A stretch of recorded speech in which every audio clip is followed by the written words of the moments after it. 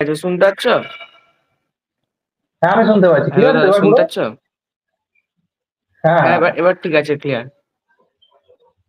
ঠিক তো আছে, চল। Hello friends, welcome to the new episode of my channel. আজকে আমাদের সাথে যারা আছে মানে যে আছেন তাকে চেনানোর দরকার নেই, সবাই চেনে প্রিন্স দা। তো প্রিন্স দা কেমন আছো?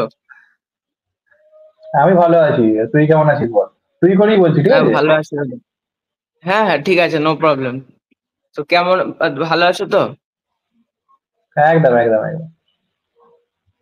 তো কথাটা ক্লিয়ার আসছে তো? হ্যাঁ, হ্যাঁ, একদম ক্লিয়ার।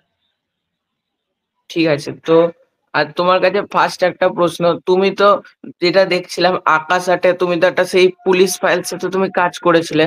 তো সেখান থেকে হঠাৎ ছেড়ে দিলে কেন? মানে মানুষ তো অ্যাক্টিং লাইনটাকে তো তুমি ভালোবাসতে, তাহলে সেইটাকে ছাড়লে কেন? হ্যাঁ, খুবই ভালো কোশ্চেন। সত্যি কথা বলতে গেলে আমার ছোট থেকে অ্যাক্টর হওয়ারই খুব ইচ্ছে ছিল। মানে এটা ছোটবেলা থেকে স্বপ্ন ছিলই বলতে পারি, মানে কোথাও গিয়ে। এবার যখন আমি মানে শুটিং করতে যাই তখন সত্যি কথা বলতে গেলে আমার ইউটিউব চ্যানেল খুবই অ্যাক্টিভ ছিল। যে টাইমে আমি করতে গেছিলাম তখন মানে মোটামুটি 6,000, 7,000, 8,000 এরকম টাইপের আমার সাবস্ক্রাইবার হয়ে গেছিল। এবার তখন চ্যানেলটার একটা গ্রোয়িং চলছিল এবং মোটামুটি একটা ভালো রকম ইনকাম স্টার্ট হয়ে গেছিল, ভিউজ ভালো হচ্ছিল।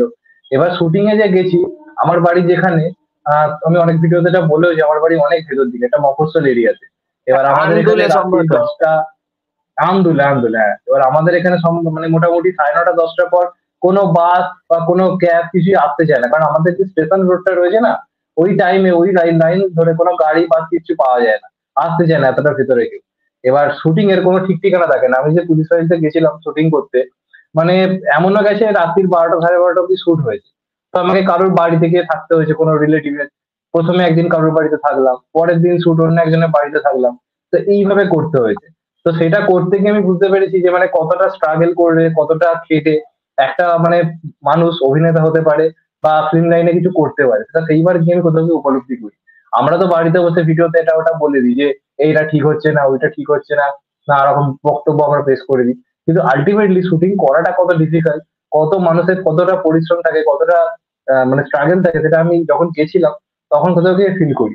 এবার একটা জিনিস আমি বুঝতে পারি যে আজকে এখানে কাজ করতে করতে আমার অনেকটা সময় আমাকে দিতে হবে।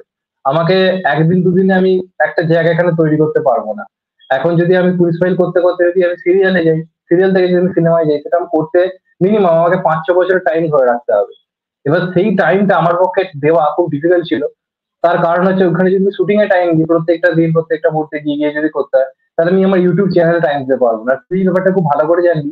এই চ্যানেলে যদি আমরা ডেডিকেশন না দিই, ফিল্ম লাইনের যে চ্যানেল, মুভি রিভিউ কমিউনিটি, আমরা যদি ডেডিকেশন না দিই, সিনেমা দেখা যদি না জোর কদমে শুরু করি, যদি না বেশি করে খবর করি, আমাদের চ্যানেলের স্বাভাবিকভাবে রিচ ডাউন হয়ে যাবে। এবার তখন আমার দুটো অপশন ছিল। এক, আমাকে অভিনয় গিয়ে চ্যানেল নিয়ে ভাবা ছেড়ে দিতে হবে, অভিনয় মন দিতে হবে। কিন্তু সেটা করলে আমি জানতাম যে আজকে আমার যে 46,000 সাবস্ক্রাইবার বাড়ছে, এই জিনিসটা আমার ক্রিয়েট হতো না।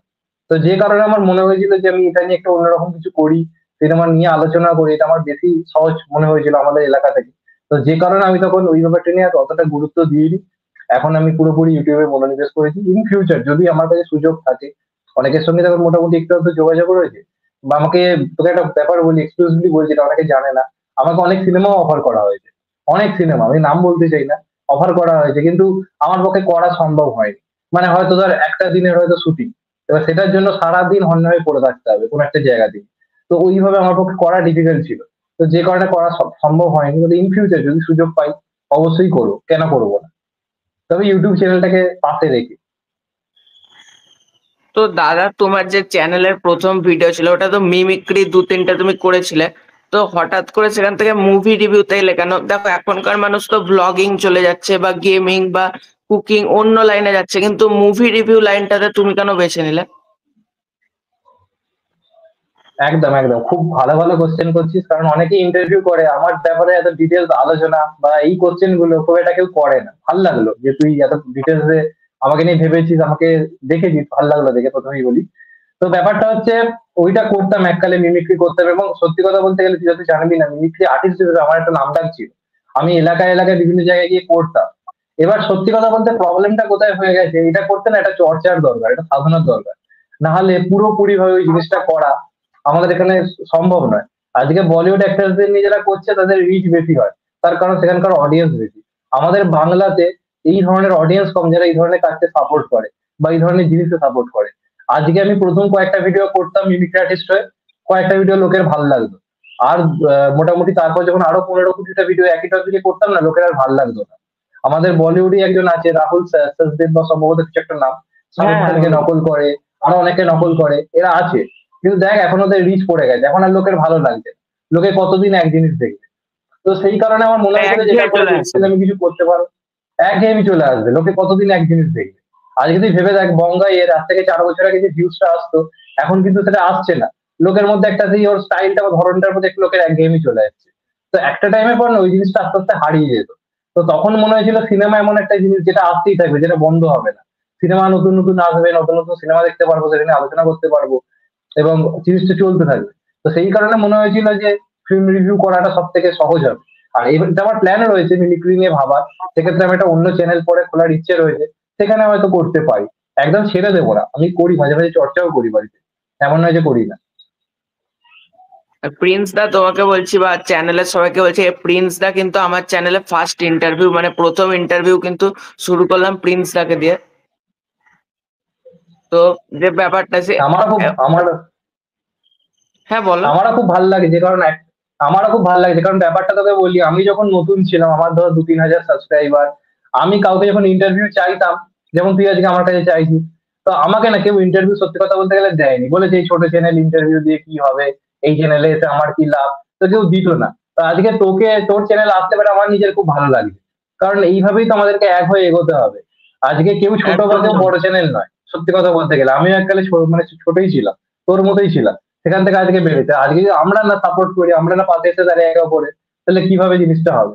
তো আমারও খুব ভালো লাগছে তোর চ্যানেলে আসতে পেরে, আমি তো চ্যানেল ফলো করি, তোর কাজে আমার ভালো লাগে। তুই মাঝে মাঝে আমাকে রোস্টও করেছিস, আমি দেখেছি মাঝে মাঝে কমেন্টে বা বিভিন্ন জায়গাতে।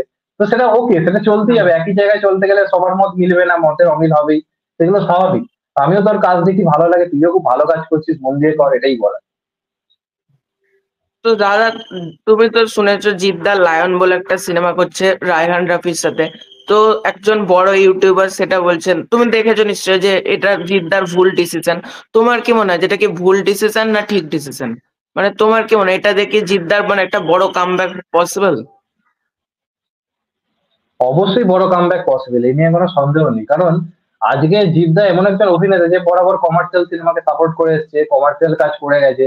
এবং একটা ব্যাপার আমরা সবাই বলি, জিদ্দাকে প্রেজেন্ট করার মতো পরিচালকের কিন্তু এখন অভাব রয়েছে। একটা রাজ চক্রবর্তী বাদে এই মুহূর্তে দাঁড়িয়ে জিতকে প্রপারলি, জিতের যে অরা, জিতের যে মাসাফি, সেটা কিন্তু সেইভাবে প্রেজেন্ট করার দরকার রয়েছে।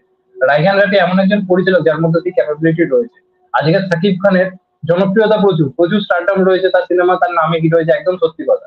কিন্তু এটাও ফ্যাক্ট, সাকিব খানকে যেভাবে তুফান সিনেমায় রাহিন রাফি প্রেজেন্ট করেছে, ওখানকার অডিয়েন্স বলেছে আজ অব্দি কেউ ওইভাবে প্রেজেন্ট করতে পারেনি। তো সাকিব খান যার মাস অ্যাপিল মোটামুটি হলে লোকে পছন্দ করে, তাকে কোন পর্যায়ে নিয়ে গেছে রাইহান রাফি, যেটা আমরা দেখতে পেয়েছি বাংলাদেশের ইতিহাসে তাকে নতুন ভাবে তৈরি করেছে রাইহান রাফি। সেখানে জিতের এই মুহূর্তে রাহিন রাফির মতো একটা পরিচালক দরকার যে বড় স্কেলে কিছু ভাবতে পারবে, বড় ভাবে ভাবতে পারবে। আর বাংলাদেশের এই মুহূর্তে বক্স অফিস কমার্শিয়াল ক্ষেত্রে খুব ভালো জায়গাতে রয়েছে। ওখানকার অডিয়েন্স যেহেতু লয়াল, ওখানকার অডিয়েন্স যায়, কমার্শিয়াল স্পেসটা খুব ভালো জায়গাতে রয়েছে। তো জিদ্দার তো এই মার্কেটটাই দরকার, এখানে বিরাট কিছু একটা করার দরকার। তো সেখান থেকে দেখি সিদ্ধান্তটা ভালো। তবে হ্যাঁ, একটা ফ্যাক্ট কি, গল্প খুব ভালো হতে হবে। গল্প এমন কিছু তার দর্শক আগে দেখে, যেমন খাদান, আমি গ্যারেন্টি দিয়ে বলতে পারি ওয়ার্ক করবে। খাদানের যে স্টোরি লাইন বা খাদান যেভাবে কালচারটাকে তুলে ধরেছে, এই কথাটা কিন্তু সেই বড় ইউটিউবার ঠিক বলেছে, এই কথাটা আমি অমত করতে পারবো না। এই মুহূর্তে দাঁড়িয়ে স্ক্রিপ্ট ভালো হওয়াটা দরকার। তবে হ্যাঁ, আগে থেকে বলে দেওয়া যে স্ক্রিপ্ট তো বাজেই হবে, আগে থেকে বলে দেওয়া যে রায়ান রাফির সঙ্গে কাজ করে কি হবে, এইটা কিন্তু ভুল। আগে আমাদেরকে দেখতে হবে কাজটা যখন আসছে কি হচ্ছে না হচ্ছে, আগে থেকে আমি নেগেটিভিটি করে দিলাম, আমাদের এখানকার অডিয়েন্স কিন্তু ভালো না। তাদের মনে প্রথম থেকে তুমি যদি নেগেটিভিটি ঢুকিয়ে দাও, তারা এটাই ভাবতে শুরু করে দেবে, চলো এটা একটা ফালতু কাজ হবে, এটা একটা ভালো কিছু হবে না। তারা রায়ান রফি মানে একটা তুফান দিয়ে বিচার করছে। তুফান বাদে রায়ান রফির পড়ান রয়েছে, তুফান বাদে রায়ান রফির সুরঙ্গ রয়েছে, এমনকি আরো অনেকগুলো কাজ রয়েছে যেগুলো অন্য লেভেলের কাজ। তুফানও ভালো সিনেমা হতো, তুফান আমার খারাপ লাগেনি, কিন্তু তুফানের স্টোরি লাইনটা অনেক সিনেমার সঙ্গে চেনা জানা হয়ে গেছে, তোমার অনেক সিনেমার সঙ্গে রাইটিংটা রিলেট তোমার হয়ে গেছে। দুর্বল ছিল একটু। মানে রায়হান রাফি হ্যাঁ হ্যাঁ প্রেজেন্ট আমি সেই করেছিল কিন্তু রাইটিং এ প্রবলেম ছিল। হ্যাঁ হ্যাঁ হ্যাঁ, এক্স্যাক্টলি এক্স্যাক্টলি, রাইটিংটা প্রবলেম ছিল। তো এইটাই আমি বলতে চাইছি, যদি এখন রাইটিংটা ভালো হয়, কারণ রাহিন রাফি এত বড় আমাদেরকে এক্সপেকটেশন দিচ্ছে, এত বড় কিছু হচ্ছে, এত কিছু হচ্ছে, সেখানে যদি না রাইটিংটাই গুরুত্ব দেয়, তাহলে কিন্তু প্রবলেম হয়ে যাবে। তো জিতের নামে রাখেল রাফির নামে সিনেমা চলে যাবে, প্রথম 10-12 দিন ভালো চলবে, কিন্তু স্টোরি ভালো হলে এই সিনেমা বক্স অফিসে আগুন লেগে যাবে, কারণ জিতের ফ্যান ফলোয়িং বাংলাদেশে চরম লেভেলের। ওখানে কি ওই বক্স অফিস দেওয়া বাদশাদা ডন বা যেসব সিনেমা গিয়ে করে এসছে, তো যদি ঠিকঠাক সিনেমা ক্লিক করে যায় না, জিতের সব থেকে বড় কামব্যাক হতে চলেছে, হিউজ কামব্যাক। তো দেখা যাক শেষ পর্যন্ত কি হয়। আর তোমাকে একটা প্রশ্ন করছি, এই যে খাদান সিনেমার মধ্যে বাংলার রুটেড জিনিসটা উঠে আসছে, বহুরূপীর মধ্যে বাংলার রুটেড জিনিসটা উঠে আসছে, কিন্তু বাকি বাংলা সিনেমাগুলোর মধ্যে কেন বাংলার যে কালচার, কীর্তন, পুজো, সেগুলো কেন আমরা দেখতে পাচ্ছি না? কেন সাউথ বলিউডের ছাপটা চলে আসছে কোথাও গিয়ে? এটা দেখি বাংলার রাইটারদের প্রবলেম নাই তে? হ্যাঁ, রাইটারদের প্রবলেম রয়েছে, অস্বীকার করব মানে হবে না কখনোই। একটা সময় ছিল যখন বাংলা কমার্শিয়াল সিনেমা অনেকটাই এগিয়ে ছিল, সাউথ বলিউড কেউ চিনত না। প্রসেনজিতের আমলে, চিরঞ্জিতের আমলে অরিজিনাল গল্পের উপর বহু কমার্শিয়াল কাজ হয়েছে, এবং তখন রাইটিং খুবই ভালো ছিল। কিন্তু এরপর কি হলো, রিমেক করতে যে সবাই শুরু করলো, প্রবলেম ছিল রিমেকের মাধ্যমে কি হচ্ছে, একটা জিনিস দেখে দেখে সিনেমা বানিয়ে দেওয়া হচ্ছে, যেটা তারা করছে আমরা সেটা করছি। করতে করতে কি হলো, নিজেদের যে ক্রিয়েটিভিটি, নিজেদের যে ভাবনা চিন্তাগুলো, এগুলো আস্তে আস্তে কিন্তু করতে শুরু করলো। যারা করতো তাদেরকে আর ইউজ করা হলো না, তারা পুরোপুরি বসে গেল। যারা রিমেক গল্প লিখতে ভালো পারছে, যারা ওই গল্পটাকে সাজিয়ে গুছিয়ে করতে পারছে, তাদেরকে কাজ দেওয়া শুরু হলো। এর ফলে কি হলো, প্র্যাকটিসটা আস্তে আস্তে কমতে শুরু করলো। আর এই যে তুই ব্যাপারটা বলছিস যে সাউথের একটা ছাপ দেখা যাচ্ছে বা সাউথের মতো হচ্ছে, এই কথাটার সঙ্গে আমি একমত হতে পারছি না। তার কারণ দেখ, মিলমিশ হবেই। আজকে শাহরুখ খান যখন জওয়ান করছে, সেটা একটা মার্শাল সিনেমার সঙ্গে কোথাও গিয়ে মিলে যাচ্ছে, একটা বিজিলের সঙ্গে কোথাও গিয়ে মিলে যাচ্ছে, এটা তাহলে হচ্ছে নিজের সিনেমা। তো এখন যেহেতু ট্রেন্ড চলছে, এই ধরনের সিনেমার মার্কেট চলছে, তো সেক্ষেত্রে এই ধরনের কমার্শিয়াল স্পেসে কিছু করতে গেলে এই ধরনের জিনিস বানাতে হবে। আজকে এই যে দেবের একটা লুক সামনে এসেছে খাদান থেকে, রক্তাক্ত হয়ে দাঁড়িয়ে রয়েছে একটা সাদা জামা পরে। তো সবার বক্তব্য হচ্ছে ওটা অ্যানিমেলের রণবীর কাপুরের নাকি, আজলি থাকের নাকি লুকটা নকল করে গেছে। তো আমার প্রশ্ন একটাই তাদের কাছে, তাহলে কি সাদা মানে সাদা জামার উপর কি রক্তের রংটা কি মানে সবুজ করে দিতে হতো, নীল করে দিতে হতো? মানে এদের এই লজিকটা আমার সত্যি কথা বলতে গেলে মাথায় ঢোকে না। একটা স্বাভাবিক ব্যাপার, এটা যে কোনো হিরোর ক্ষেত্রেই তো একটা মাস কমার্শিয়াল প্রেজেন্ট দরকার। আজকে আমাদের এখানে জিদ্দার মতো অনেক সিনেমা অনেকের লুক আমরা দেখতে পাই, তাই বলে সেটা কপি বা নকল।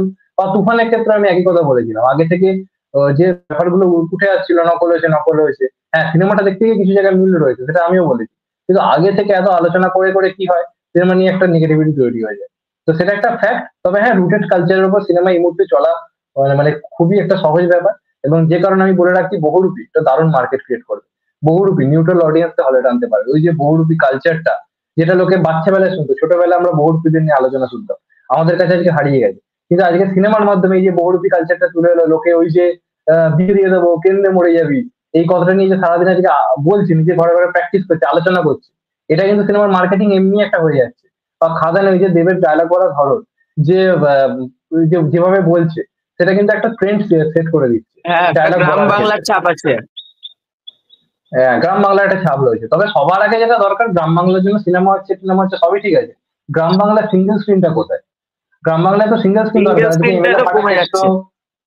হ্যাঁ আজকে এমএলএ ফাটা কেষ্ট যখন এসেছিল, তুই চিন্তা করতে পারবি না কি ক্রেজ ছিল গ্রামে গঞ্জের দিকে, পাগল করা ক্রেজ। আমাদের ওয়েলিংটনে 3টে শো, ধর একটা থেকে শো রয়েছে, 10:30 থেকে লাইন পড়ে আছে, লোকে এসে দাঁড়াচ্ছে দূর দূরান্ত থেকে।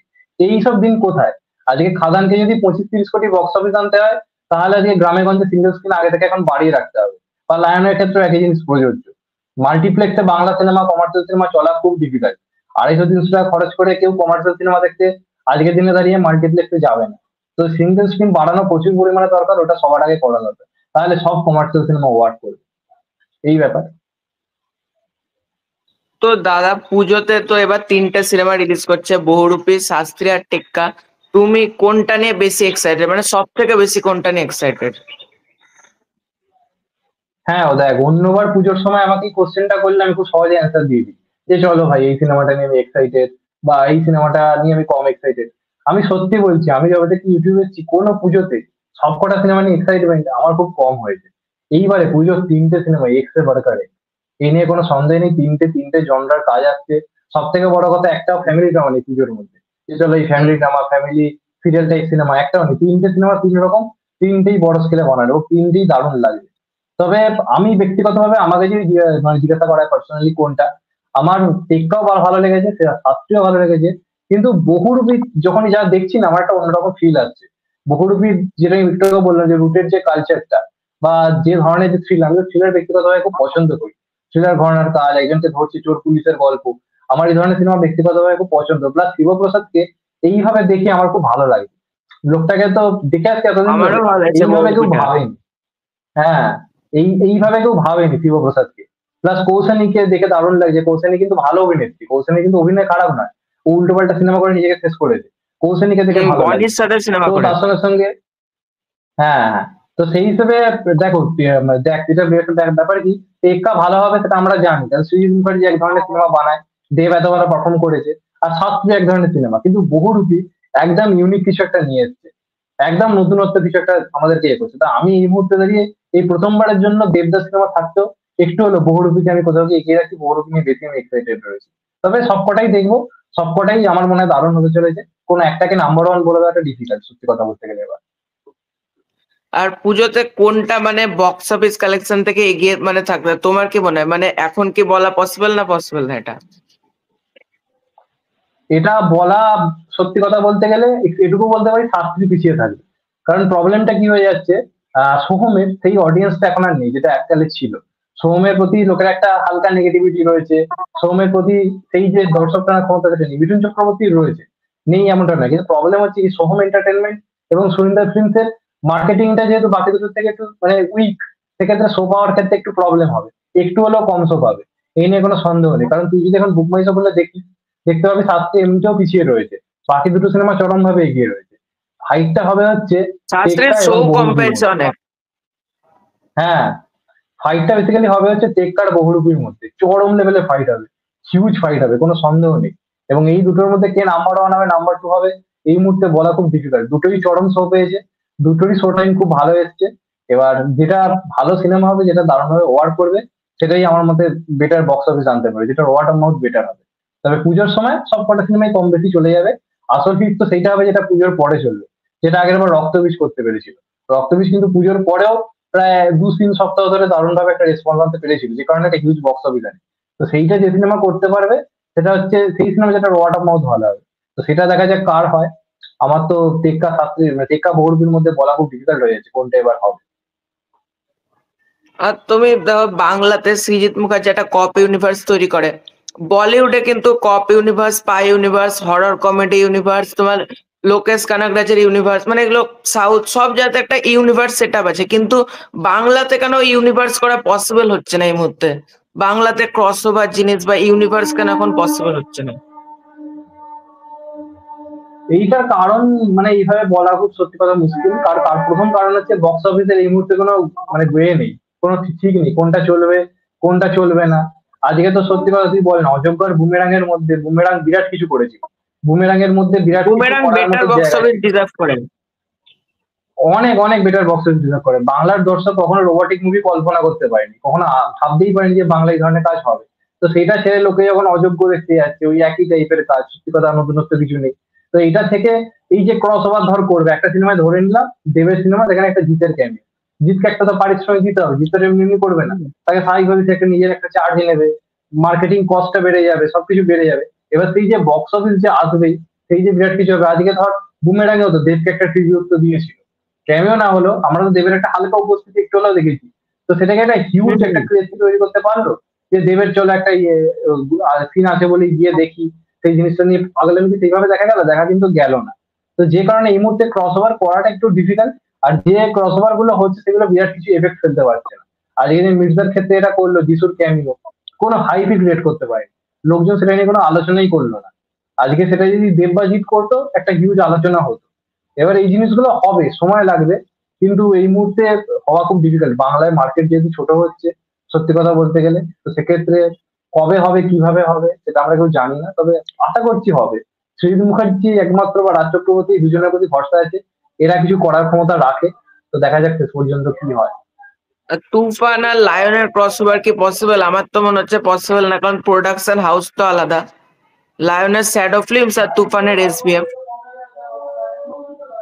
হ্যাঁ, হ্যাঁ, হ্যাঁ, এটা তো ব্যাপার অবশ্যই। এবার রাইহান রাফি, আমি একটা ভিডিও করেছি সেটা নিয়ে, সেটা আমি এটাও বলেছি যে রাইহান রাফির এই কথাটা পুরো বিশ্বাস করা ভুল হবে।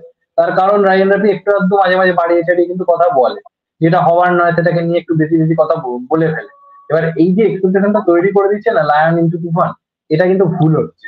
সত্যি কথা বলতে গেলে ভুল হচ্ছে, কারণ যদি তারপর হলে গিয়ে আমরা এই জিনিসটা এক্সপ্রেশন না করতে পারি, দেখতে না পারি, তখন কিন্তু এক্সপেকটেশন কমবে। আমাদের কি জাহিয়ান রাফির একটা সিনেমা হচ্ছে লায়ন, আমাদের একটা এক্সপেকটেশন রয়েছে।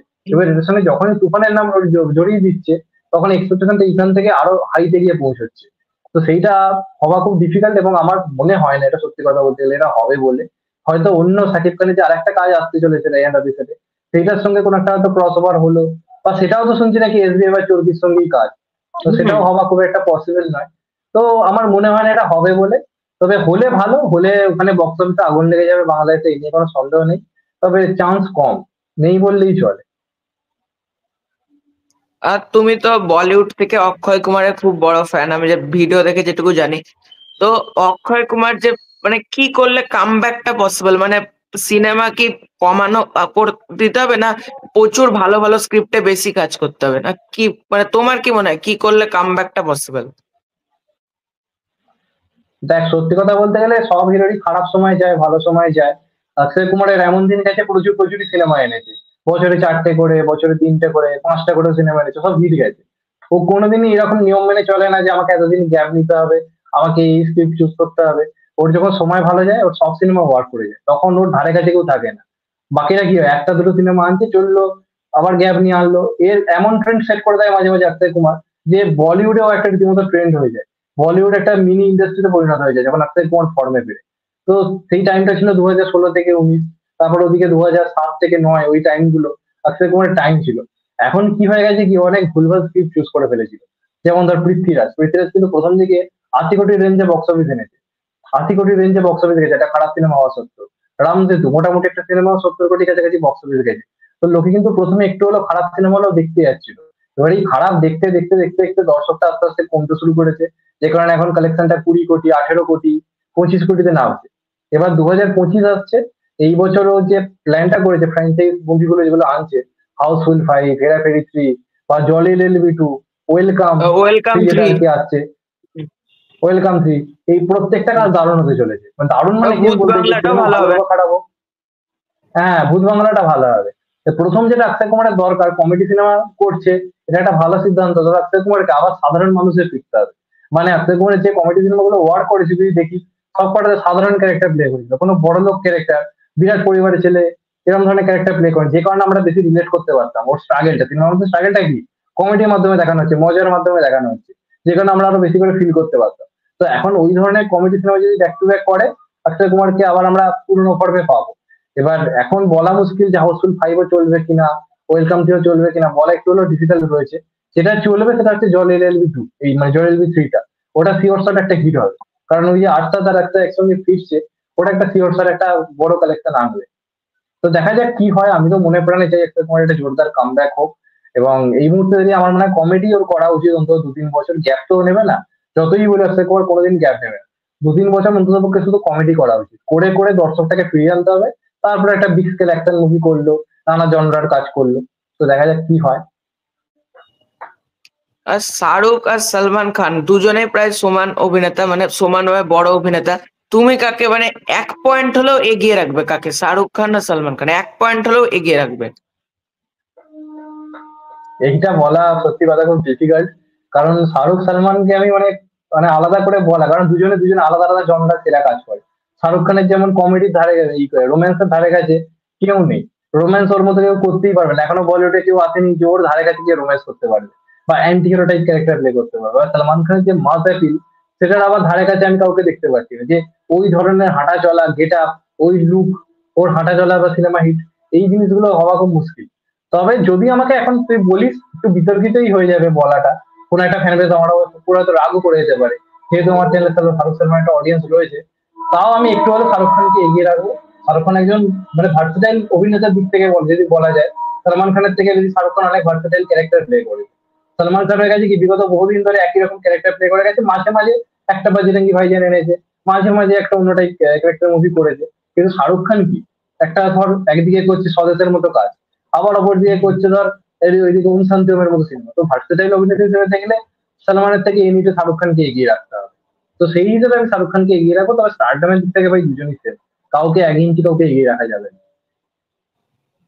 আর যদি এবার একটু বাংলার দিকে আসি, বাংলাতে দেবজিৎদার পরে তুমি কাকে নেক্সট সুপারস্টার, অঙ্কুশ দা, বিক্রম দা বা ইয়াস দা, কাকে তুমি মানে নেক্সট সুপারস্টারের খেতাবটা দিতে চাও? সবার প্রথমে যেটা বলি, বাংলাতে নেক্সট সুপারস্টার তৈরি হবে কিনা তাই নিয়ে আমার যথেষ্ট সন্দেহ রয়েছে। কারণ মিঠুদা যে হাইপ ক্রিয়েট করেছিল সোশ্যাল মিডিয়াতে, বক্স অফিসে সেই জিনিসটা কিন্তু দেখা গেল না। আজকে প্রসেনজিতের পরে জিতদেব হতে পেরেছে, তার কারণ সেই এক্সপোজারটা ছিল, সেই বক্স অফিসে বড় মার্কেটটা ছিল। এখন যেভাবে মার্কেট ছোট হচ্ছে, ইভেন তুই দেখ না, আমাদের মুভি রিভিউ কমিউনিটিও আগের থেকে ছোট হয়ে যাচ্ছে।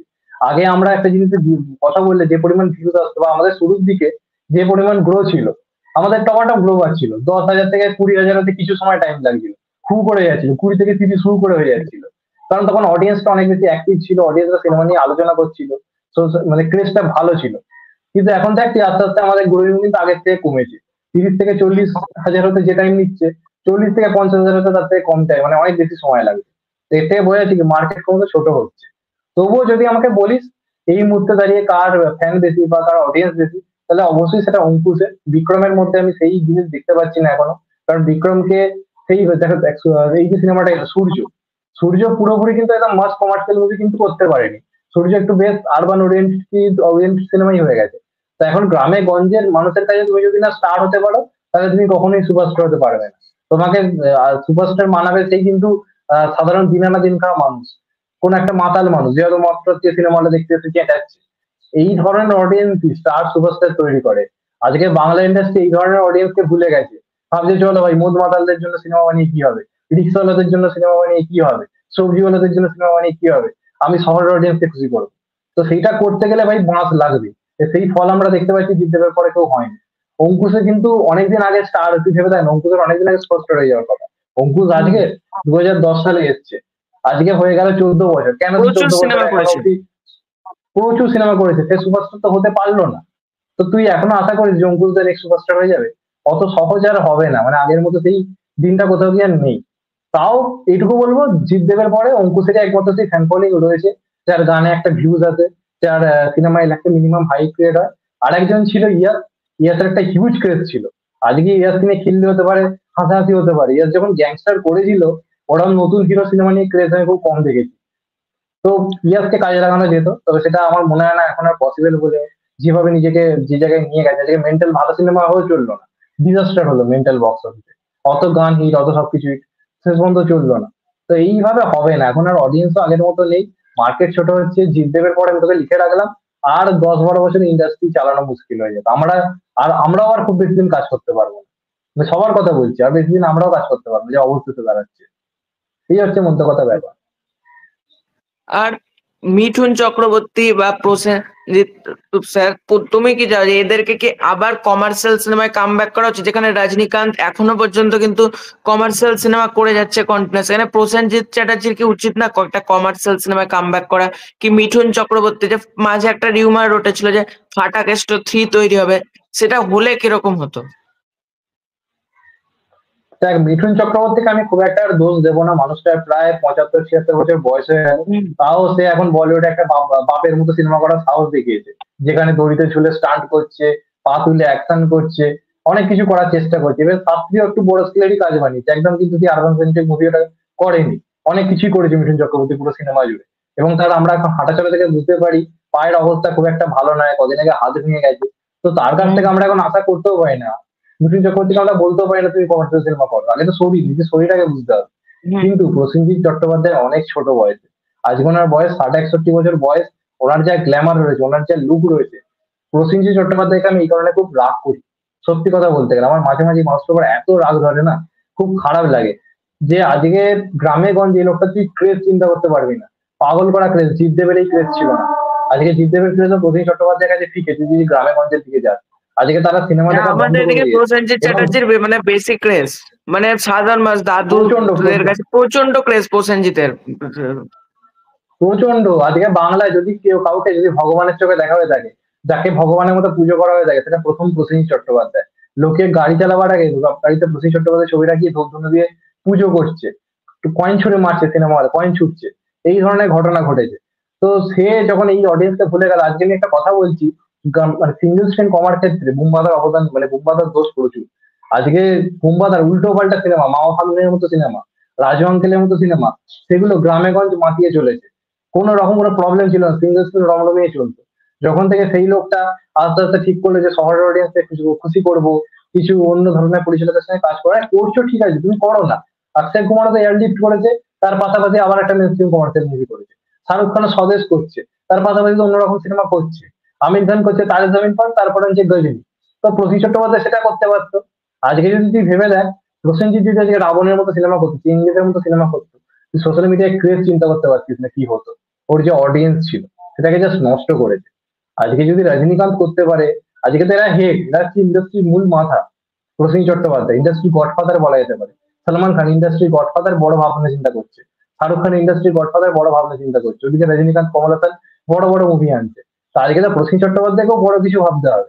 সে ভাবছে চলো একটা অযোগ্যর মতো সিনেমা করি, প্রসেনজিৎ সুপর্ণা সেন্টিমেন্ট কাটিয়ে দিই, দর্শক যেরকম সিনেমা চাইছে বানিয়ে দিয়ে সিনেমা হিট হয়ে যাবে, তাহলে কিন্তু হবে না। আজকে প্রসেনজিৎকে ওটা খাদানের মতো সিনেমা করতে হবে, যেখানে তরোয়াল হাতে নিয়ে উঠে আসবে। ছোট্ট উদাহরণ দিচ্ছি, কদিন আগে প্রসেনজিৎ চট্টোপাধ্যায়ের একটা ছবি আছে দেবী চৌধুরানী থেকে, তরোয়াল হাতে নিয়ে মাস কমার্শিয়াল স্টাইলে দাঁড়িয়ে রয়েছে। তুই দেখেছিলিস ক্রেজ কাকে বলে? সোশ্যাল মিডিয়ায় এমন কোনো মানুষ নেই যে ওটা নিয়ে কথা বলেনি। আমরা মানে ভিডিও ওটা করছি প্রচুর দশ পোস্ট হাজার হচ্ছিল 12,000, ফেসবুকে। প্রচুর পোস্ট হচ্ছিল। আমরা ভিডিও করছি, ওটা নিয়ে 10-12 হাজার করে ভিউজ চলে আসছে সব চ্যানেল। তার মানে কি লোকটা সেই ক্রেজ রয়েছে, সেই অডিয়েন্স রয়েছে। তার মানে সেই অডিয়েন্স তো এই ধরনের কাজগুলো দেখছে না। যখনই বুম্বাদা কমার্শিয়াল ফিরছে তারা কিন্তু ফিরে আসছে আবার। তো তাদেরকে ফেরাতে মাথাকেও তো করে যেতে হবে। তো এটা আমি চিরটা কাল আমার বুম্বাদার প্রতি এই কারণে রাগ থাকবে, আমি মানুষকে প্রচন্ড ভালোবাসি, প্রচন্ড রেসপেক্ট করি। আজকে সেই যদি ওই চেঙ্গিজ রাবণের মতো সিনেমা করে না, জীবদেবের জন্য আমি যে পরিমাণ লাভ হয় তার থেকেও বেশি হয়তো লাভ হবো, আরো বেশি করে ভিডিও করবো। কিন্তু এটুকু জানি ওটা এখন আর হবে না, কিন্তু হওয়া খুব দরকার। সুশীল চট্টোপাধ্যায়কে আমি হাত জোর করে রিকোয়েস্ট করছি ভিডিওতে, please make a commercial movie, এটাই বলার আমার। আর তোমার কেউ না বাংলা সিনেমা গ্রো করতে হলে কি দেবদা জিদ্দাকে একসঙ্গে হয়ে মানে কাজ করতে হবে, মানে মাল্টি স্টারার মুভি কি করতে হবে, বাড়াতে হবে, না সিঙ্গেল দুজনা যেরকম কাজ করছে সেরকম করেই মানে ইন্ডাস্ট্রিটা গ্রো হবে? এখন একসাথে এলেই একটা ইন্ডাস্ট্রি গ্রো দেখা যাবে, এই নিয়ে কোনো সন্দেহ নেই। এখন একসাথে একটা প্রপারলি ভালো মুভি বানাতে হবে। আজকে পাঠান এসে তো শাহরুখ সালমানকে এক করলো, সেটার আমরা কি ফলাফল দেখতে পেলাম, কত আলোচনা হলো, কতটা অডিয়েন্সকে ফিরিয়ে আনতে পারলো। বক্স অফিসও তো প্রচুর এই হয়েছে। ধরনের বক্স অফিসে প্রচুর হয়েছে। এখন কি করতে হবে, কি প্রথমেই দুজনকে একসঙ্গে আনা যাবে না, এদেরকে নিয়ে একটা ইউনিভার্স ক্রিয়েট করতে হবে। চিঙ্গিদের সঙ্গে একটা খাদানের ইউনিভার্স, বা খাদানের সঙ্গে কোনো একটা ইউনিভার্স ক্রিয়েট করতে হবে। এখানে কোনো প্রোডাকশন এক হয়ে কাজ করছে না। এ বলছি চলো আমি তোমাকে এটা রাইটস দেবো না, ও বলছে আমি এটা আমার তোমাকে আমি রাইটস দেবো না। এরকম করলে ইগো হবে না, আছে দুই প্রচন্ড। প্রোডাকশনকে মিলে মিশে। হ্যাঁ তুই দেখ না, আজকে তো সুরিন্দার ফিল্ম খাদানের সঙ্গেও যুক্ত রয়েছে, মির্জার সঙ্গেও যুক্ত রয়েছে। তো দুটো একটা হম। ক্রস ওভার কি করা যেত না? ইজিলি করা যেত, খুব ভালোভাবে করা যেত। ছেলেদের বন্ধু হিসেবে দেখা যেত, হয়তো মির্জা তার বন্ধু হয়, এতে মাঝাচ্ছে। বা এই মির্জার ধরনের কিন্তু শেষে আমরা যিশু এক্সপেক্ট করছি। সেনগুপ্তকে না দিয়ে যদি দেবদারি কোন একটা ক্যারেক্টার, হ্যাঁ খাদানের ক্যারেক্টার দিতে পারতো। হ্যাঁ হ্যাঁ হ্যাঁ, সেটা আমরা শুনেও ছিলাম। প্রবলেমটা গেছে কি, মির্জার ক্ষেত্রে অনেক ভুলভাল জিনিস স্প্রেড করা হয়েছে আমাদের কাছে। এইসব হবে, ওইসব হবে, এইসব করে কি হয়েছিল, আমরা প্রচুর এক্সপেকটেশন রেখেছিলাম মির্জা নিয়ে। মির্জা তো ওই কারণেই চললো না। মির্জা মানে মাথায় আসছিল হলে গিয়ে জিৎ দেবের একটা ক্যামিও দেখবো। আর যেভাবে জিৎ দেব নিজের পেজ থেকে ছেড়েছিল বিভিন্ন জিনিস, আমরা আরো সিরিয়াসলি এটা ভাবতে শুরু করে দিয়েছিলাম। তো এইগুলো হওয়া দরকার, এগুলো হলে আস্তে আস্তে গ্রো হবে। তবে এরা কবে করবে, কবে ফিরবে আমি জানি না, কারণ এরা শুধু বলে, মুখে বলে, কাজে করার বেলায় তো কাউকেই দেখতে পাচ্ছি না। আর তুমি দেখবে একটা সিনেমার অ্যানাউন্সমেন্ট হয়েছে, একটা কন্ট্রোভার্সির দিকে চলে যাচ্ছি বলা যেতে পারে, সেই বেঙ্গল পুলিশ চ্যাপ্টার 1 M16, মনে আছে তো নামটা? ওই যে রক্তিম হুম চ্যাটার্জি হুম প্রডিউসার, ও যে বারবার বলে সিনেমা আনবো, মানে এরকম কাস্ট অ্যানাউন্সমেন্ট করে, সিনেমাটা আসে না। অ্যাকচুয়ালি তো এতে কি আমাদের বাংলা ইন্ডাস্ট্রির ক্ষতি হচ্ছে না কোথাও গিয়ে? কমার্শিয়াল দর্শকরা তো মুখ ফিরিয়ে নিচ্ছে যে এই সিনেমাগুলো তো আদৌ হবে না, বা হলেও এরকম মানে মিথ্যাবাদী, মানে এরকম একটা মিথ্যা মিথ্যে জিনিস ঘটছে। হ্যাঁ, এটা তো অবশ্যই একটা ব্যাপার, এ নিয়ে কোনো জায়গা নেই। যদি সিনেমা বানাতে হয় তুমি ভাই নিয়ে এসো। বারবার বলা, বারবার এ করা।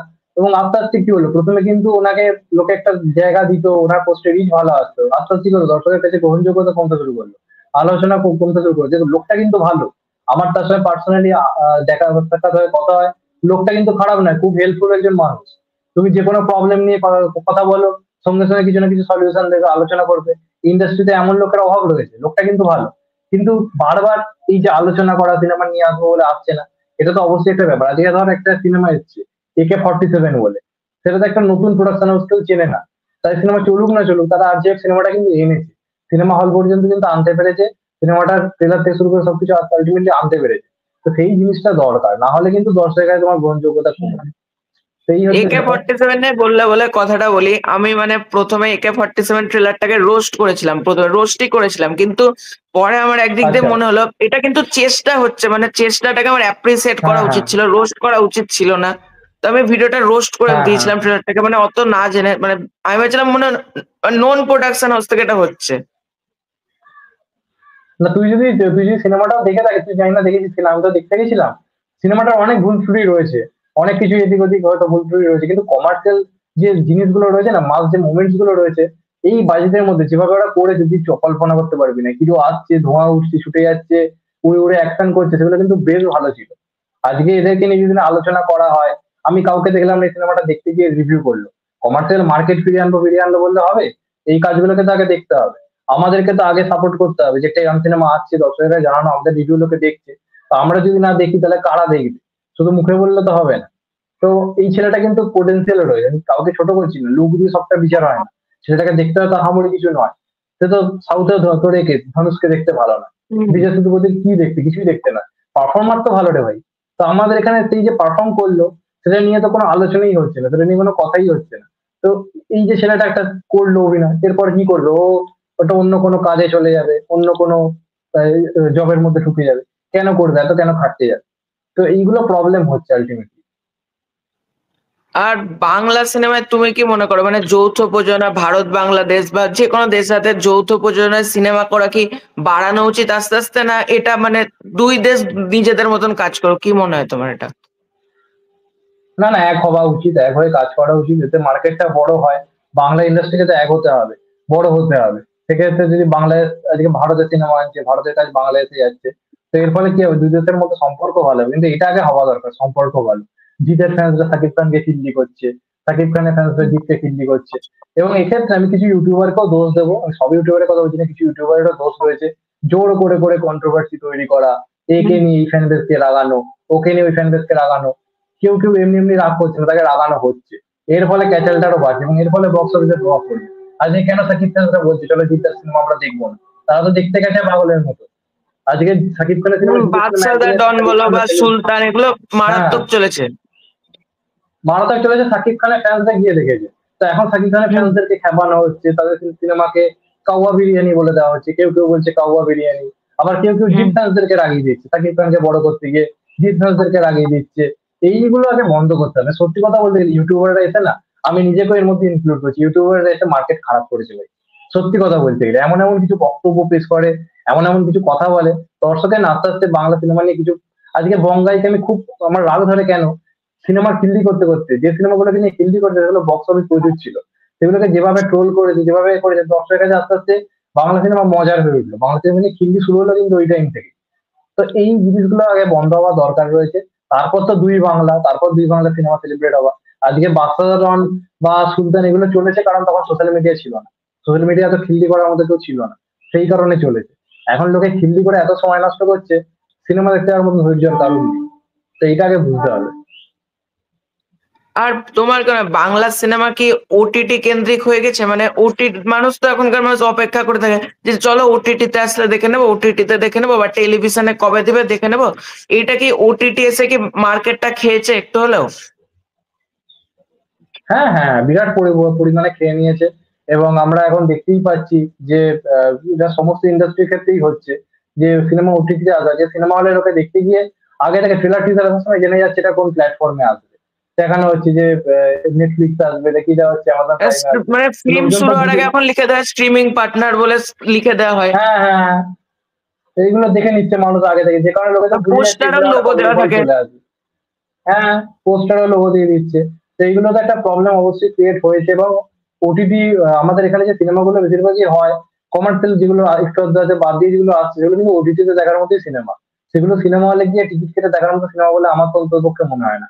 মনে হয় ঘরে বসে সিনেমাটাকে কাটতে কাটতে একটু দেখে নিই, তাহলে একটু ভাই ভালো লাগবে। সিনেমা হলে গিয়ে ভালো লাগে না। তো ওটিটি এতে তো অবশ্যই প্রবলেম করেছে। তবে সিনেমা হলের মতো সিনেমা বানালে পাবলিক অবশ্যই দেখবে এবং সেলিব্রেট করবে, সেরকম সিনেমা বানাতে হবে। যে কারণে আজকে এই অবস্থিত অবশ্যই দাঁড়িয়েছে। তোমার কি মনে হয় যে রাজ চক্রবর্তী রিসেন্ট একটা সিনেমা করলো বাবলি বলে, তো তার আগের বছর আবার প্রলয় বলে একটা সিরিজ তৈরি করলো, এত সুন্দর, সেটা এতটা প্রশংসা পেলো মানুষের কাছ থেকে। তো রাজ চক্রবর্তীর কি সেই ধরনের আবার প্রলয়ের মতন মাস কমার্শিয়াল এরকম কাজকে কি আরো কন্টিনিউ করা উচিত ছিল না? আসলে সবাই যেটা ভাবছে কি, সবাই অপেক্ষা করে আছে আগে কমার্শিয়াল মার্কেটটা ভালো জায়গায় ফিরবে, তবে আমরা কিছু একটা করব। এই কারণেই তো আমি জিদ্দাকে সবার চেয়ে বড় চোখে দেখি। জিদ্দা ব্যাক টু ব্যাক, আজকে যদি না রাবণ করতো, চেঙ্গিজ না করতো, এবং সেগুলো একটা মোটামুটি যদি সাকসেস আনতো, আজকে খাদান কিন্তু হতো না। দেবদা এই কথাটা নিজে বলেছে বিভিন্ন ইন্টারভিউতে, যে একটা জিদ্দা একটা সাকসেস দিক, আমি কেন কমার্শিয়াল সিনেমা ফিরবো না, আমি ফিরবো।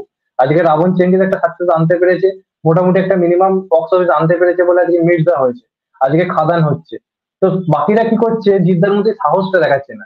জিদ্দা তো জানে যে এই মুহূর্তে কমার্শিয়াল মার্কেট অতটা স্ট্রং নেই, আমার সিনেমা লস আসতে পারে। নাহলে কেউ এখনকার দিনে দাঁড়িয়ে কেউ বাজি করার রিস্ক নেই, বাজির মধ্যে সিনেমা করার রিস্ক নেই, তাও তো সে করেছে। এই রিস্কটা বাকিরা নিতে হচ্ছে রাজি নয়, বাকিদের বক্তব্য চলো আমি আমার লস দেখবো না, আমার যেটা লাভ হচ্ছে সেটাই করবো। যে কারণে আবার প্রলয়ের মতো কাজ আসছে ওটিটিতে, আর বাবলির মতো কাজ আসছে ওটিটির জায়গায় সিনেমা হলে। তার কারণটা কি, এটুকু রাজ চক্রবর্তী বুঝেছে বাবলির একটা অন্যরকম একটা ফ্যামিলি অডিয়েন্স আছে, এবং বাবলি কিন্তু মোটামুটি একটু হলেও সাকসেস হয়েছে। একদম যে পুরো ডিজাস্টার হয়ে গেছে তা কিন্তু না, দর্শক কিন্তু দেখতেও গেছে সিনেমাটা। আবার প্রলয় দেখা যাবে হয়তো রিলিজ করলে হয়তো সেই ভিড়টা হয়তো হতোই না, যেটা আজকে ওটিটিতে হতে পেরেছে। এমন যুগ হয়তো আসতে পারে, দেখবো বাংলাতে, দেখবো কমার্শিয়াল কাজ দেখবো ওটিটিতে আসছে, আর দেখবো সিরিয়াল মার্কা কাজগুলো ওটিটিতে আসছে, এই সিনেমা হলে আসছে। এই দিনে খুব শিগগিরই আসতে চলেছে, আমি তোকে লিখে রাখলাম, দেখে নিস। তুমি যেটা বললে জিদ্দাকে, আমার ক্ষেত্রে জিদ্দাকে এগিয়ে রাখবো, যে যে ফ্লপ হবে বা চলবে না সেই ভয়টা নেই, তো একটা সাহসের মতন পরপর কমার্শিয়াল সিনেমা তৈরি করে যাচ্ছে জিদ্দা। এবং ইভেন দেখো প্রথম প্যান ইন্ডিয়া রিলিজ চেঙ্গিসটা দিয়ে কিন্তু সেই মানুষটাই শুরু করলো। আজকে তাকে যত আমরা হ্যাঁ মানে অনেকে খিল্লি করুক যাই করুক। হ্যাঁ, এক্স্যাক্টলি। আর তোমার বেশি সময় নেব না, আর একটা লাস্ট প্রশ্ন করি, যেটা হলো যে যে আমরা দেখো মানে রিভিউ লাইনে নতুন আসছি তোমাদের দেখে, এই লাইনে টিকে থাকতে গেলে কি করা দরকার, মানে ভালো টিকে ভালোভাবে টিকে থাকতে গেলে?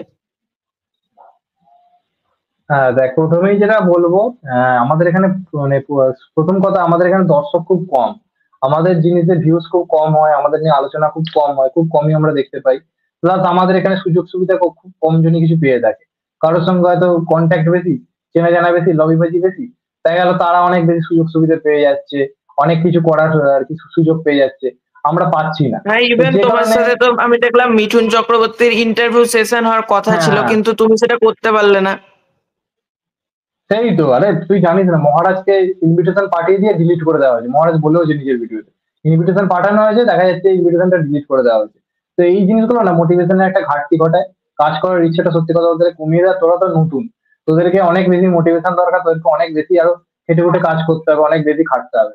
তো আমি বলবো যে, আমি এটা একজন দাদা হিসেবে বলতে পারি যে এই লাইনটা কিন্তু খুব কঠিন একটা লাইন, এখানে প্রচন্ড ধৈর্য দরকার, প্রচন্ড ভাবে ঠান্ডা মাথায় কাজ করতে হবে, না হলে কিন্তু হওয়া খুব ডিফিকাল্ট। আর সত্যি কথা বলতে গেলে, এই যে কথাটা সবাই বলে ফ্যান ক্যাটারিং করা ঠিক নয়, ফ্যান ক্যাটারিং করা ঠিক নয়, ফ্যান ক্যাটারিং না করলে কোনো চ্যানেল বড় হতে পারবে না। এটা একটা অনেস্টি দিয়ে আমি কথা বললাম। প্রত্যেকটা চ্যানেল যদি ফ্যান ক্যাটারিং আজকে না করতো শুরুর দিকে, তাদের সাবস্ক্রাইবার না কোনোদিন 20-25 হাজার হতো প্রথম দিকে, না তাদের সাবস্ক্রাইবার দিকে বাড়তো। সাবস্ক্রাইবার কখন বাড়ছে, যখন আমরা দেখতে পাচ্ছি একটা সাকিব খানের কাজ আসছে, যখন একটা জিতের কাজ আসছে, একটা দেবের কাজ আসছে, সাবস্ক্রাইবার কিন্তু সবারই তখনই বাড়ছে। বাকি সময় কিন্তু এই মোটামুটি ভিউজ আসছে, সাবস্ক্রাইব কেউ করছে না। ভালো করে লক্ষ্য করলে তুই বুঝতে পারবি। তো সেক্ষেত্রে প্রথম দিকে সবাইকে একটু একটু ফ্যান ক্যাটারিং করতে হবে, খাটতে হবে, অবশ্যই করতে হবে, না হলে চ্যানেলের গ্রোয়িংটাও হবে না। তবে খুব খুব খুব ডিফিকাল্ট আমাদের এখানে, কারণ হিন্দিতে যারা করে তাদের অনেক সুযোগ সুবিধা রয়েছে, প্রচুর অডিয়েন্স রয়েছে, অনেক বেশি সেখানে দর্শক, বা সাউথেও অনেক বেশি দর্শক। বাংলাতে কড়াই জিতদেব আছে যতদিন, ততদিনে কিছু চ্যানেল হয়তো আসবে যারা নিজেদের জায়গা ক্রিয়েট করতে পারবে। এরপর খুব ডিফিকাল্ট হয়ে যাবে, কারণ এরপর তো কারোর ফ্যান বেসই নেই, না অঙ্কুশের, না বিক্রমের, না ইয়াসের, কারোর তো সেই ফ্যান ফলোইং নেই। তো কি করে হবে? তো তাও আমি বলবো যে খেটে কাজ কর, যতদিন পারিস অনেস্টি দিয়ে কাজ করার চেষ্টা কর, মন দিয়ে। অবশ্যই একদিন একদিন সফলতা আসবে, তবে খুব ডিফিকাল্ট, এটুকু আমি দাদা হয়ে বলতে পারি। তো প্রিন্স দা, ভিডিওটা শেষ করছি, আর তোমাকে মানে দুর্গাপুজোর আগাম শুভেচ্ছাটা জানিয়ে রাখলাম এখনই। একদম একদম, তোকেও দুর্গাপুজোর অনেক শুভেচ্ছা, এবং জমিয়ে কাটা পুজো, সপ্তমী অষ্টমী নয়, প্রত্যেকদিন দারুণ ভাবে এনজয় কর। বাংলা সিনেমা দেখ, দেখে রিভিউ কর প্রত্যেকটা বাংলা। যতটা পারিস। এবং হুম। পুজোর সময় সিনেমাগুলোর রিভিউ প্রচুর লোকে দেখে, তো সেই দিক দিয়ে বলবো তোর চ্যানেলও বড় হোক, ভালোভাবে চলুক। এবং আমার দর্শককে বলবো তোর চ্যানেলটা সাবস্ক্রাইব করে দিতে, অবশ্যই দেখতে। খুব ভালো কাজ করে, অনেস্টি দিয়ে কাজ করে, যতটা পারে যেগুলো দেখে অনেস্টি দিয়ে কথা বলার চেষ্টা করে। তো সবাই দেখো, চ্যানেলটা সাবস্ক্রাইব করো, খুবই ভালো কাজ করে। পুজোর কথা বলে মনে পড়লো, তুমি একটা ভিডিও করেছিলে একবার, যে প্রথম দিকে ভিডিও, যে দুর্গা পুজোতে গরিব বাচ্চাদের একটু সাহায্য করে দিতে, ওই ভিডিওটা আমি দেখেছি। ওই ভিডিওটা সত্যি কথা বলতে আমার খুবই ভালো লেগেছে। মানে তুমি যেটা, মানে তুমি তো একজন রিভিউয়ার, কিন্তু এরকম যেটা বলছো যে যে 10-20 টাকা হলেও মানে গরিব মানুষদের সাহায্য করুন, তাদেরও পুজো, এই কথাটা আমার খুব ভালো লেগেছে, মানে এই ভিডিওটা আমার, আমাদের মানে একটা তো টিম প্রথম রয়েছে, দিকের আমাদের একটা ভিডিওটা। হ্যাঁ, হ্যাঁ, ইভেন আমাদের তুমি একটা তো টিম একটা, রয়েছে। হ্যাঁ তুমি সাহায্য হ্যাঁ, তো করার একটা বলছি আমি। ভিডিও ছেড়েছিলেন। বলো এটা। হ্যাঁ, হ্যাঁ, হ্যাঁ, হ্যাঁ। আমি ব্যক্তিগতভাবে তো সাহায্য করি। আমি একটা জন্মদিনে একটা ভিডিও মানে করেছিলাম, একটা সেলিব্রেশন রং দিয়ে করেছিলাম, সেটা আমি লাইভ করেছিলাম মনে হয় ফেসবুকে বা ইউটিউবে, আমার মনে নেই। করেছিলাম। প্লাস আমাদের একটা টিম রয়েছে অঙ্গীকার বলে, যারা আমরা সবসময় ওই ধরনের জায়গাতে গিয়ে প্রত্যেক রোববার গিয়ে দুধ, ডিম, কলা, খাওয়া দাওয়া দুপুরবেলা পুরো করানো আমরা প্রত্যেক রোববারই করি। এই বর্ষাকালটা একটু অফ রয়েছে, বাদ বাকি গরমকাল বা পুজোর সময় আমরা করার চেষ্টা করি। কারণ আমরা তো অনেকটাই ভালো রয়েছি, আমরা অনেক ভালো রয়েছে, আমাদের একটা নিজস্ব ঘর বাড়ি রয়েছে। তাদের তো থাকার জায়গায় নেই, বৃষ্টির সময় ঘর বাড়ি দিয়ে যাচ্ছে, অন্য জায়গায় চলে যেতে হচ্ছে। তো তাদের পাশে যদি দিনে দাঁড়াতে পারি, তাহলে আর কি মানুষ হলাম। তো সেই কারণে আমি এটা প্রত্যেককেই রিকোয়েস্ট করি, যতটা পারে মানুষের পাশে এসে দাঁড়ানো, করার, এই আর কি, আর কিছুই নয়। তো প্রিন্স দা, ভালো থেকো, সুস্থ থেকো, মানে আবার পরবর্তীকালে ইন্টারভিউ নিশ্চয়ই হবে তোমার সাথে আরেকবার, মানে পরের বছর বা অন্য কোনো সময়। একদম, একদম, একদম, একদম, মানে একদম, তোমার এটা অবশ্যই, ভালো লাগলো অবশ্যই, যে আমার তুইও ভালো একটা থাকিস। ছোট চ্যানেল, তুমি এইভাবে মানে ইন্টারভিউ দিতে রাজি হয়ে গেলে একবার, জাস্ট তোমাকে বলাতে, এটা আমার সত্যি বলছি মনে খুব আনন্দ হয়েছে। তুমি যে প্রথমবার না, না, বলাতেই যে তুমি তুই, বললে। না, না, নিজেকে কখনো ছোট চ্যানেল এটা প্রচারই করবি না। ছোট থেকেই তো সবকিছু শুরু হয়, শূন্য থেকেই সবকিছু শুরু হয়। আমিও এককালে ছোট ছিলাম, আমায় তখন কেউ সাপোর্ট করে না। আজকে যদি আমি, আজকে সে যদি সাবস্ক্রাইবার হয়, তোর সঙ্গে যদি একই ব্যবহার করি, যে চলো ভাই এর চ্যানেলে আমার কি লাভ হবে, একই ইন্টারভিউ দিয়ে আমার কি লাভ হবে, তো সেটা তো আমিও তাহলে তো সেই একই রকম হয়ে গেলাম বাকিদের মতো। তো যে কারণে আমি সবাইকে, আগে শুধু তোকে না, দেখবি আমি অনেক চ্যানেলকে দিয়েছি এর আগে, তাদের 1000 সাবস্ক্রাইবার হয়নি, তাদের 800 সাবস্ক্রাইবার, সেরকম চ্যানেলকে আমি সাবস্ক্রাইব মানে এ করি, ইন্টারভিউ দিই। কারণ আমার ব্যক্তিগতভাবে এটা ভালো লাগে তোদের পাশে এসে দাঁড়াতে, তোদের সাপোর্ট করতে। তোদের তো একটা সাপোর্ট দরকার। আজকে আমরা একটা দাদার জায়গাতে রয়েছি ইন্ডাস্ট্রিতে, তোরা দেখছিস আমাদেরকে দেখে মুভি রিভিউতে এসেছিস। তো আমরা যদি আজকে না তোদের সঙ্গে কথা বলি, তোদের সাপোর্ট না করি, তোরাও করতে মোটিভেশন পাবি। তো এই হচ্ছে ব্যাপার। আলাদা করে কোনো ব্যাপার নেই, বড় চ্যানেল বা নতুন চ্যানেল, এরকম কোনো ব্যাপারই নেই। সবাই নতুন, সবাই ভালো কাজ করছে, তোরাও কর, একদিন আমাকে ছাপিয়ে যা, এটাই চাইবো। তো প্রিন্স দা, যদি তোমার কিছু বলার থাকে আমাদের একটু, মানে চ্যানেলের উদ্দেশ্যে যদি কিছু বলার থাকে একটু বলে দাও। হ্যাঁ, এই তো বললাম তুই এটা, যে তোর চ্যানেল খুব ভালো কাজ হচ্ছে, সবাই দেখছে। আমি চাইবো সবাই মন দিয়ে দেখুক, তোর কাজ যথেষ্ট ভালো হচ্ছে, প্রত্যেকটা সিনেমা রিভিউ করছিস, সবাইকে সাপোর্ট দরকার, এরাও যথেষ্ট কেটে কাজ করছে। এদের চ্যানেল দর্শক আসাটা দরকার। আর যত আমাদের মানে রিভিউয়ারদের সংখ্যা বাড়বে, আমাদের কমিউনিটি তত বড় হবে, তত আমরা আরো বেশি সিনেমা নিয়ে দর্শকের মধ্যে আলোচনা দেখতে পারবো। তো অবশ্যই সাপোর্ট করুন মৈনাক এক্সিলেন্ট কেও, যথেষ্ট ভালো কাজ করে। আমার দর্শকদের বলবো সাবস্ক্রাইব করে দিতে, দেখতে। কারণ এদের পাশে থাকাটা খুব দরকার, সত্যি কথা বলতে গেলে এদের আজকে মোটিভেশন দরকার। আজকে এদেরকে আগে সাপোর্ট করুন, তারপর আমাদের, এটাই বলার। তো প্রিন্স দা, ভালো থেকো, আজকে মতন ইন্টারভিউ শেষ করলাম তাহলে। একদম, একদম, একদম। বাই। বাই, ভালো থেকো।